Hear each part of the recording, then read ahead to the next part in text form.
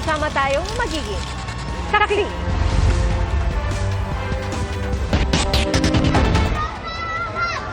Ang lakas, oh.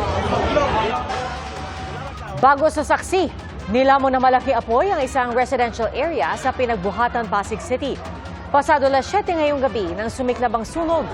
Umabot na halos isang oras bago ito naapula. At inaalam pa kung ilang bahay ang nasunog at kung magkano ang halaga ng pinsala sa ari-arian.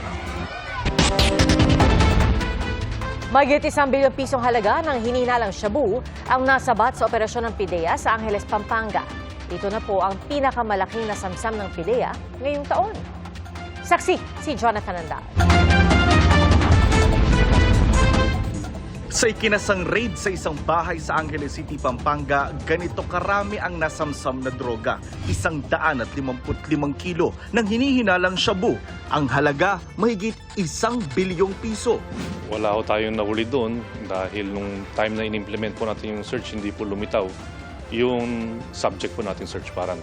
Ang target ng operasyon, isang Chinese national na 1 taon nang nangungupahan sa bahay na ginawa niyang bodega ng illegal na droga. Sabi ng PIDEA, miyembro siya ng isang high-value drug syndicate at konektado sa naarestong isa pang Chinese at Pilipina na nahulihan ng 35 kilos ng shabu sa bypass operation sa Angeles City rin nito lang May 14. Sabi ng PIDEA, base sa packaging ng mga shabu na ipinagmukhang tsaa, posibleng galing ito sa Thailand, Myanmar at Laos, ang Golden Triangle.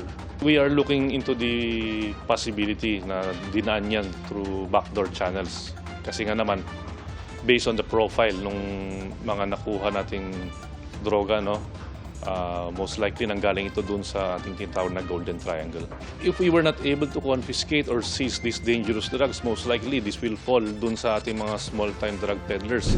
Noong 1 linggo, ipinagutos ni Pangulong Bongbong Marcos na tutukan ng mga street-level drug personality. Sabi ng PIDEA, hindi nila napapabayaan ang maliliit na drug suspect kahit may nahuhuli silang malalaking personalidad sa droga. Katunayan daw, mula nang ibaba ng Pangulo ang direktiba, nakapagkasana ang PIDEA ng mahigit 300 operasyon, nakahuli ng mahigit 400 suspect at nakakumpiska ng halos 5 kilong shabu at marijuana. Pero wala raw silang ni isang napatay dyan. Panawagan ng PIDEA, isumbong sa kanila ang mga nagbebenta at gumagamit ng droga. Last week, nagbigay tayo ng rewards. 8 individuals, they were able. 4 doon nakakuha ng 2 million pesos each. Kung meron man silang may turo, successful yung operation, depende sa quantity and quality, they will receive rewards from PIDEA. Para sa GMA Integrated News, Jonathan Andal, ang inyong saksi. Napurnada ang biyahe ng isang Korean national matapos mahulihan umano ng shabu. Sa kanyang bag po yan sa NAIA Terminal 1. Saksi si Nico Wahe. Pauwi na sana ng South Korea ang 63 anyos na Korean national na ito kagabi. Pero hinarang siya sa NAIA Terminal 1 matapos ma-x-ray ang kanyang dalang sling bag. Hinahinala kasi ang laman nito. Nakita ng X-ray operator ng Office of Transportation Security yung resemblance ng lighter sa X-ray monitor doon sa sling bag ng Korean national. Kaya yung baggage inspector ay nagsagawa ng manual inspection. Dito na nakumpiska mula sa Korean national ang 2 lighter, mga aluminum foil at sachet ng hinihinalang shabu na nasa loob ng kanyang bag. 5 gramo ang dami ng droga na nagkakahalaga ng nasa 34,000 pesos. Actually, yung PIDEA ang pumunta dito sa Terminal 1 at nag-conduct sila ng test doon sa white crystalline substance at sinabi nila na ito ay methamphetamine hydrochloride or otherwise known as shabu, sir. Hindi na rin daw nakaimik ang Korean national. Walang pahayag ang dayuhan na hawak na ngayon ng PIDEA. Para sa GMA Integrated News, Nico Wahe, ang inyong saksi. Mga kapuso, nilinaw po ng MMDA na hindi iiral ang number coding scheme sa EDSA sa oras na ipatupad ang odd-even scheme. At gagawin na rin 1 buwan ang dry run na magsisimula sa June 16. Saksi, si Joseph Moro. Napakamot ng ulo ang maraming motorista na simula sa June 16 sasabay sa umiiral ngayong number coding scheme ang ipatutupad na odd-even scheme ng MMDA. Ipatutupad ito habang ginagawa ang EDSA rebuild, pero paglilinaw ng MMDA ang odd-even scheme ay sa EDSA lamang at ang number coding scheme ay sa ibang kalye ng Metro Manila. Ang beses na lang nila magagamit yung sasakyan nila sa EDSA. Correct. I-replace ng ad-even yung existing na number coding scheme sa EDSA. Yung mga tatawid lang ng EDSA, hindi babaybay. Like kunyari, Ortigas, pupunta ka sa kabilang side, tatawid ka ng EDSA. Hindi yun violation. Kaya mga may plate number halimbawa na nagtatapos sa 7, bawal sa ibang daan tuwing Huwebes sa ilalim ng number coding scheme. Sa odd-even scheme, Lunes, Miyerkules at Biyernes sila bawal sa EDSA. Ayon sa MMDA, sa halip na isang linggo lamang yung dry run ng odd-even scheme sa EDSA, ginawa na nila itong isang buwan simula sa June 16. Ang ibig sabihin, sisitahin, papadalhan pa rin kayo ng notice of violation pero hindi nyo kailangang magbayad ng multa. Ito raw ay ginagawa nila para masabayan na rin yung paglilibre ng toll fee sa ilang bahagi ng Skyway. Naglabas na rin ng MMDA ng rerouting scheme para sa mga mapipilitang umiwas ng EDSA kasama halimbawa ang mga entry at exit points papunta sa Skyway. Pinaplansya naman ng DOTR at ng San Miguel Corporation na nagpapatakbo ng Skyway kung paano gagawing libre ang toll fee. Pwede raw na palawigin ang concession agreement para hindi na magbayad ang gobyerno ng ililibreng toll fee sa loob ng 2 taon. Tuloy-tuloy naman ang panguhuli sa mga pasaway sa ilalim ng NCAP o No Contact Apprehension Policy. Sumusunod na sa kanilang lane ang mga motorista kaya umaasa ang MMDA na makatutulong ang NCAP sa pagbawas ng trapiko. Iba't iba ang multa depende sa paglabag. Kung mangangahas na lumabas sa linya at makukuha ng CCTV, 1,000 pesos ang multa sa first offense dahil disregarding traffic sign ito. 100 pesos kung nakatsinelas at 1,500 pesos kung walang helmet.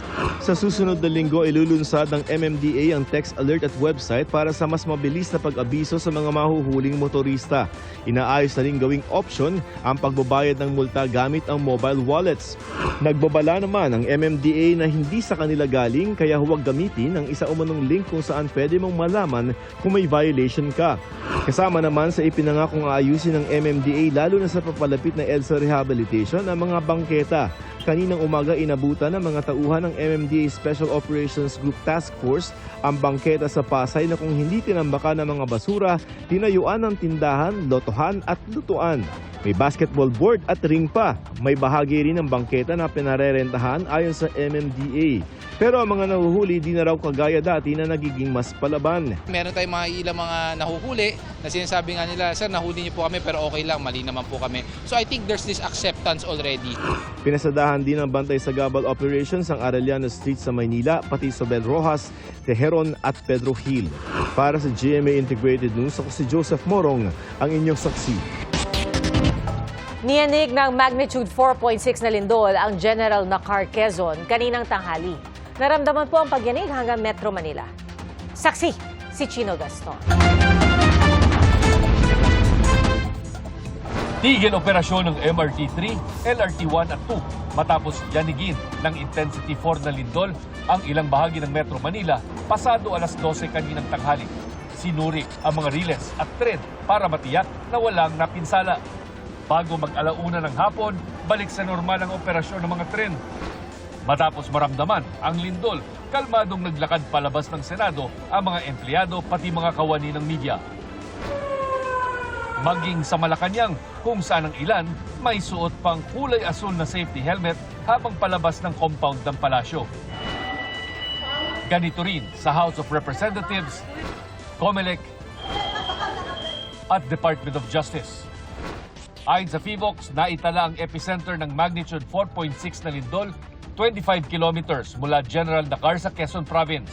Segundo lang daw ang itinagal ng lindol at wala pang natatanggap na ulat kung may mga nasaktan o nasirang mga gusali at bahay.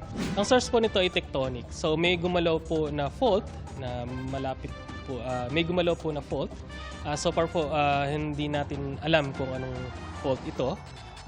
Pwede po natin tawagin local fault. Ibig sabihin local dun sa lugar na yun. Wala naman po itong kinalaman sa mga kunyari may paggalaw na iba pang faults. Bagamat hindi naman lahat ng mga gusali ang nagpatupad ng earthquake evacuation, natutuwa pa rin ang PHIVOX na dumarami na ang may alam kung ano ang gagawin tuwing may lindol. Mahalaga po dito yung ating mga paghahanda, lalo na ipakikilahok po natin sa mga earthquake drills upang at least aware po tayo kung ano po ang nararapat natin gawin kung sakaling magkakaroon ng isang malakas na lindol. Pangalawa po, kailangan nating masigurado na yung mga ating mga built structures, halimbawa po bahay, buildings, mga hospitals, ito po ay sound po. Ibig sabihin matibay, sumunod po sa building code. Matagal nang pinaghahandaan ng Office of Civil Defense ang isang malakas na lindol na kung tawagin ay the big one. Oras na may matinding paggalaw ang West Valley Fault sa silangang bahagi ng Kamaynilaan. Para sa GMA Integrated News, Chino Gaston ang inyong saksi. Binigyang diin ni Pangulong Bongbong Marcos sa ikalawang ASEAN-GCC Summit ang kahalagahan ng malayang paglalayag sa kalakalan at pagtugon sa climate change. Saksi, si Ivan Mayrina. Malayang kalakalan na nakasalalay sa malayang paglalayag. Yan ang binigyan diin ni Pangulong Bongbong Marcos sa kanyang intervention sa ikalawang ASEAN Gulf Cooperation Council o ASEAN-GCC Summit. Ito ang pagpupulong ng 10 member states ng ASEAN at ng pinakamayayamang Arab countries, ang Saudi Arabia, UAE, Kuwait, Qatar, Bahrain at Oman.